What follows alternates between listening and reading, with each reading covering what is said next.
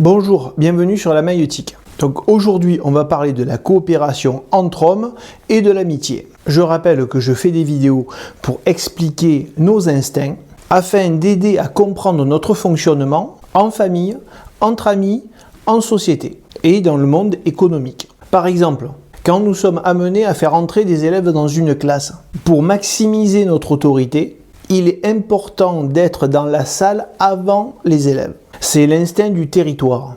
Celui qui est présent dans un espace est le maître de ces lieux. Psychologiquement, cela n'a pas le même effet que si les élèves sont déjà présents et que c'est le professeur qui rentre. On trouve le même raisonnement en entreprise si on invite des personnes à travailler dans notre bureau. Bien évidemment, il ne s'agit pas d'avoir les élèves devant la salle, d'entrer et hop, après on fait entrer les élèves. Plus vous y êtes présent, plus vous occupez cet espace, plus vous l'avez personnalisé par des couleurs, un parfum, une ambiance, des jeux de lumière, plus la salle est à votre image et plus les personnes qui entrent dans votre espace ressentent l'instinct du territoire. D'ailleurs, je me souviens quand j'étais élève, il y avait certaines classes qui m'impressionnaient. On avait l'impression de rentrer dans un temple, alors que d'autres classes étaient complètement neutres. Après, c'est pour asseoir l'autorité du professeur que l'on trouve une estrade devant le tableau. En plus d'être debout, il est au-dessus de ses élèves. Et on peut remarquer que l'on trouve des estrades dans beaucoup d'autres lieux.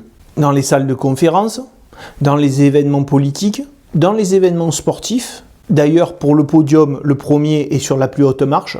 Dans les théâtres et à l'Assemblée législative, pour être dans l'actualité. On remarquera aussi que le bureau du professeur est plus grand que celui des élèves, souvent plus haut, et sa chaise aussi. Prendre une posture plus droite, une voix plus grave, sont des éléments du langage corporel qui reposent sur nos instincts et qui permettent d'asseoir l'autorité. Avec Maxime Maury, nous commentons l'actualité économique et dans les vidéos, je donne les clés pour comprendre les racines de notre vie en société et la construction de notre monde économique. Vous le savez, nos comportements sont le fruit de centaines de milliers d'années d'évolution. Aujourd'hui, nous allons parler du comportement de coopération pour les hommes. Cette coopération est un instinct et il conduit au sentiment d'amitié. Dans une future vidéo, nous parlerons du comportement de coopération entre femmes. Dans un premier temps, nous devons comprendre pourquoi les comportements de coopération entre hommes et entre femmes ont divergé. On sait à la préhistoire que aussi bien les hommes que les femmes pouvaient participer à la chasse et à la cueillette. Il n'y a pas de discrimination sur ce point. Mais les contraintes de la reproduction ont conduit les femmes à beaucoup moins être présentes que les hommes dans ces activités. Il ne faut pas oublier qu'à cette époque, l'espérance de vie était très courte, autour de 25 à 30 ans, et en plus, il y avait un fort taux de mortalité infantile, sans compter les problèmes d'accouchement qui conduisaient souvent au décès de la mère et de l'enfant. À cette époque, pour bien se remettre dans le contexte, on ne pouvait pas se contenter d'environ 2 grossesses par femme comme de nos jours. Pour remettre en perspective et bien comprendre avec des chiffres ce que représente le coût de la reproduction de l'époque pour les femmes, je me suis basé sur une étude du Moyen-Âge. J'attire votre attention qu'il n'y a pas une grosse différence entre le taux de reproduction à la préhistoire et au Moyen-Âge. C'est après que les différences sont venues avec la médecine, mais je ne vais pas développer ce point aujourd'hui. Donc, si on regarde les études, 10% des femmes mouraient lors d'un accouchement. Et aujourd'hui, ce qu'il faut savoir, c'est moins d'une femme sur 1000 qui meurt lors d'un accouchement.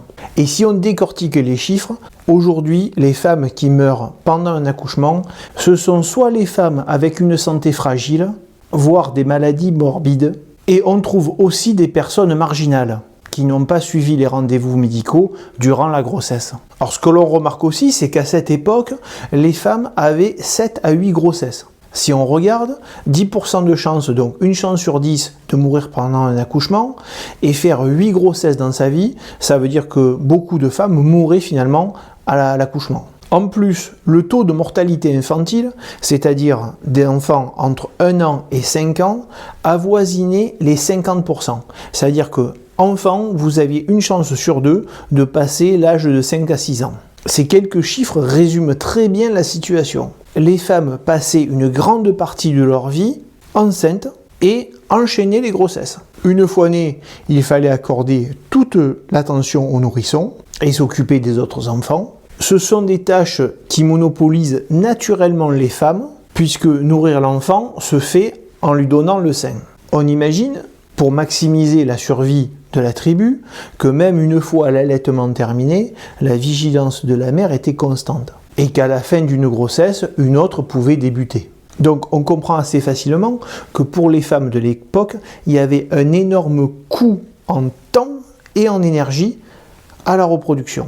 Les femmes étaient donc moins mobiles et devaient rester le plus souvent au camp pour s'occuper de leur grossesse et s'occuper de leur enfant. Il est naturel qu'à ce moment-là, une partie des hommes partent à la chasse ou à la cueillette. Donc ce qu'il faut comprendre, c'est que naturellement, il y a eu des rôles distincts aux hommes et aux femmes à la préhistoire dans la répartition des tâches de la journée. D'ailleurs, aujourd'hui, même si la reproduction a un coût beaucoup moins grand pour les femmes, être enceinte et avoir un enfant en bas âge, cela peut interrompre une carrière ou ses études. Donc, on l'a dit, le coût reproductif aujourd'hui est beaucoup moins grand, d'autant que l'espérance de vie des femmes et des hommes a énormément augmenté et que le nombre d'enfants, le nombre de grossesses par femme a énormément diminué.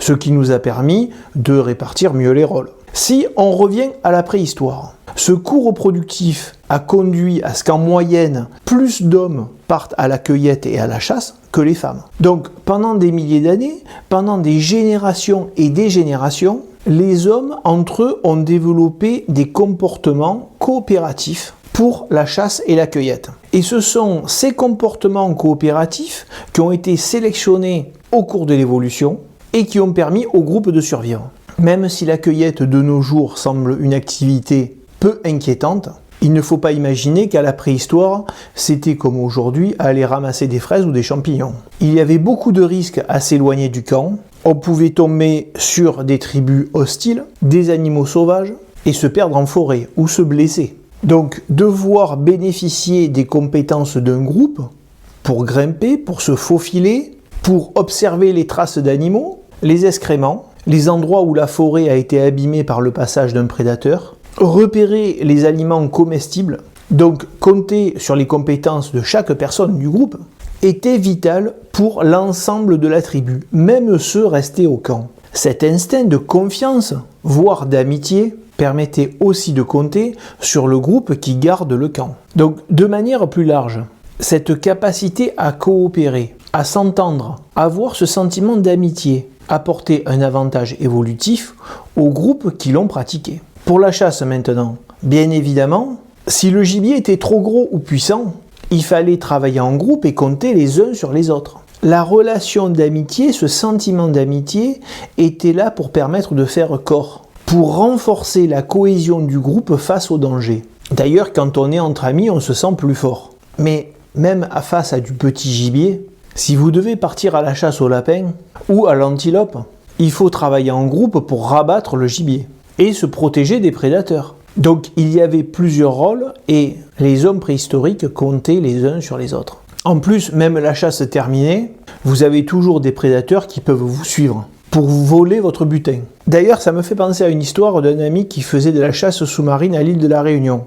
Il rentre de sa chasse, c'est il y a une trentaine d'années, il rentre de sa chasse avec les poissons à la ceinture, donc il nage pour rejoindre le rivage, et il sent quelque chose qui tire sur le côté. Il pense que c'est un poisson qui est encore vivant et qui nage. Puis quelques secondes plus tard, il y a encore quelque chose qui tire la ceinture. Donc il est dans l'eau, il se regarde, il se retourne et il voit une murène qui arrive et qui lui pique les poissons qu'il a à la ceinture. Bon, cette histoire s'est bien terminée pour notre chasseur. Donc on voit bien qu'on peut être face à des prédateurs même quand la chasse est terminée. Bon, on remarque même que ce sentiment d'amitié s'est observé même chez les animaux. On sait très bien qu'un chien est content de retrouver un de ses congénères. Et je vous ai mis en lien une étude sur les vaches. Dans un souci de rendement pour le lait, ils regardent si la vache est stressée ou pas lorsqu'on la met à côté d'une de ses congénères qu'elle apprécie bien.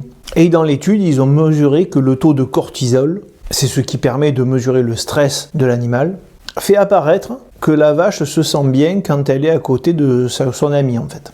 On a remarqué pour certains animaux qu'ils sont plus tristes lorsqu'ils sont privés de leurs congénères. Ça s'est observé dans les zoos et dans la nature lors des migrations. Alors attention, ce n'est pas forcément commun à toutes les espèces. Vous avez des espèces qui se mettent plutôt en meute et certaines qui sont plutôt solitaires. Ce qui veut dire que cette sensation d'amitié s'est révélée utile pour les espèces qui ont besoin du groupe pour survivre. Alors on peut donner quelques exemples d'espèces qui n'ont pas besoin d'être en meute pour être arrivées jusqu'à aujourd'hui. Par exemple, le lapin ne se déplace pas en meute. D'ailleurs, c'est sûrement parce qu'il doit attirer plus facilement les prédateurs. L'ours brun, c'est pareil, il ne se déplace pas en meute.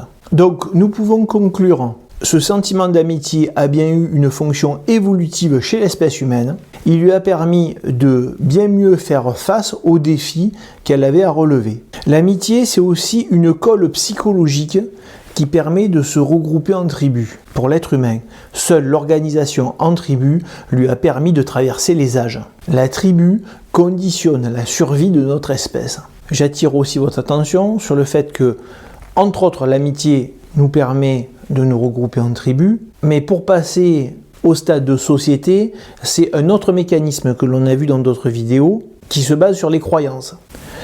Bon, merci et au revoir.